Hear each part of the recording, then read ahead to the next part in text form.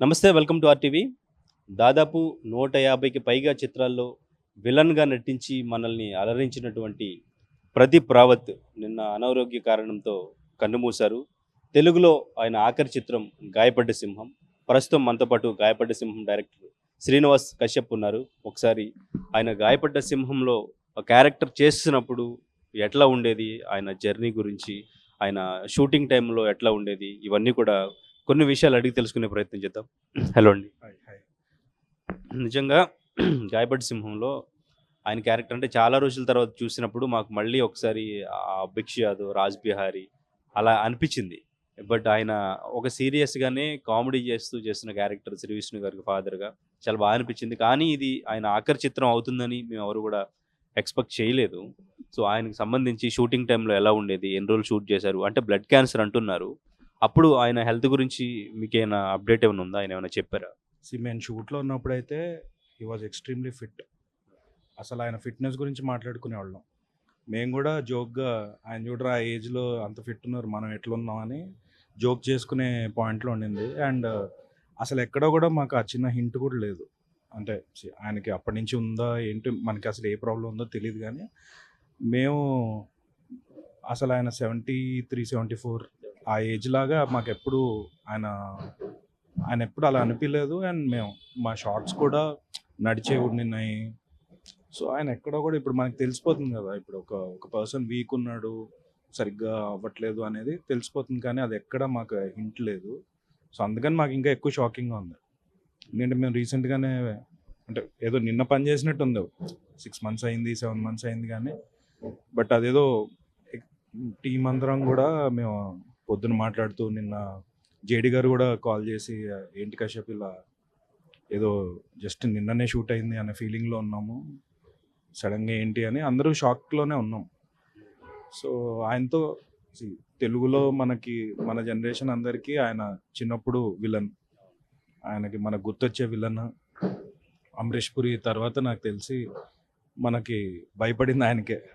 So, అలాంటి ఆయనతో మనం ఆహ్, ఆ ట్రిబ్యూట్ లాగే మేము ఏమనుకున్నాం అంటే కథ రాసుకున్నప్పుడు ఏ రోల్ ఎలా ఉన్నా కూడా కొన్ని రోల్స్ ఎస్పెషల్లీ ఈ రోల్ ఇది ఆయనే చేయాలి అని ఫిక్స్ అయ్యి ఆ గెటప్ కూడా మనకి నచ్చిన 'ఛత్రపతి' గెటప్. పేరు కూడా ఇందులో 'భిక్షు దాస్' అని. సో, 'భిక్షు యాదవ్‌ని' 'భిక్షు దాస్' చేసి సో, చెప్పాలంటే ఆ పర్టిక్యులర్ మనకి ఇష్టం ఏదైతే ఉందో దాన్ని ఒక ట్రిబ్యూట్ లాగే చేసాం గానీ అది లిటరల్లీ లాస్ట్ ఫిల్మ్ తెలుగులో ఆయనది ఇదే అవ్వటం అనేది అలా అలా అనుకోలేదు. ఆయన ఎంజాయ్ చేస్తూ చేశాడు. ఆయన షూట్ అయిపోయాక కూడా నాకు వాయిస్ నోట్ పెట్టారనమాట.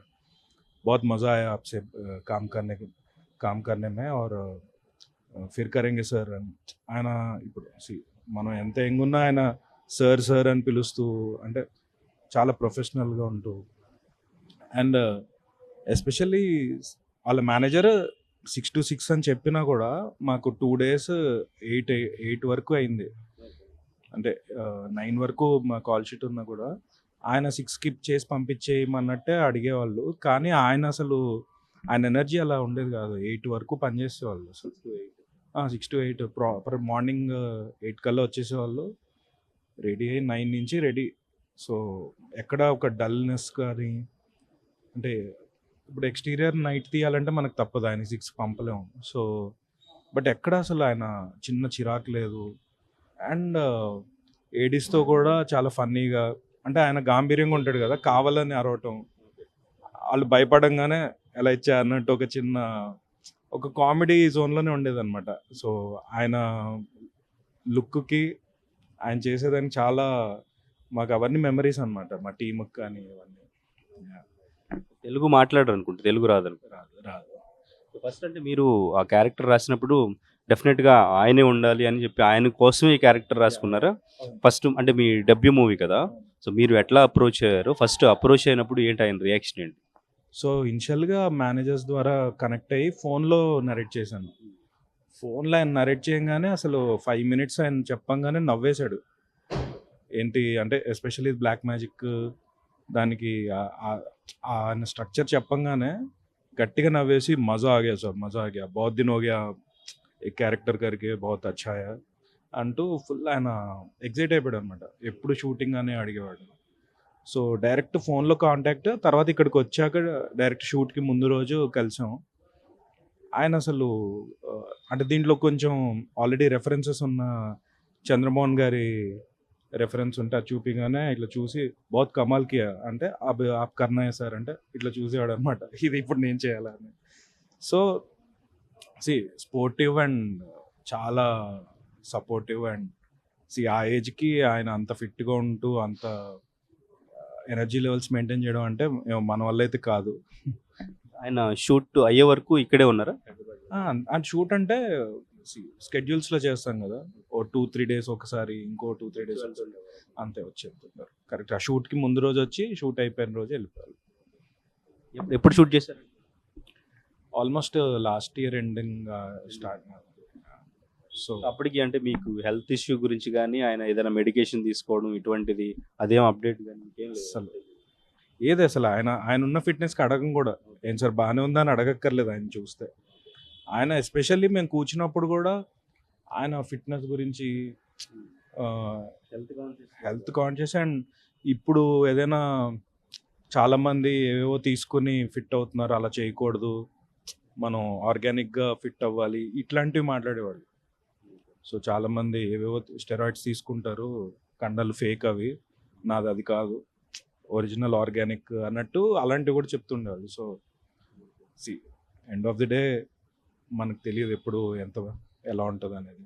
ఆయన అంటే మన తెలుగు ఇండస్ట్రీకి సంబంధించి ఆయనకి ఎంత మంచి పేరు తీసుకొచ్చింది ఇక్కడ ఆయన విలన్గా చేసిన క్యారెక్టర్లకు సంబంధించి. దీని గురించి ఎప్పుడైనా మాట్లాడడం కానీ రాజమౌళి గారు ఇచ్చిన క్యారెక్టరైజేషన్స్ గురించి ఏదైనా జరిగిందా?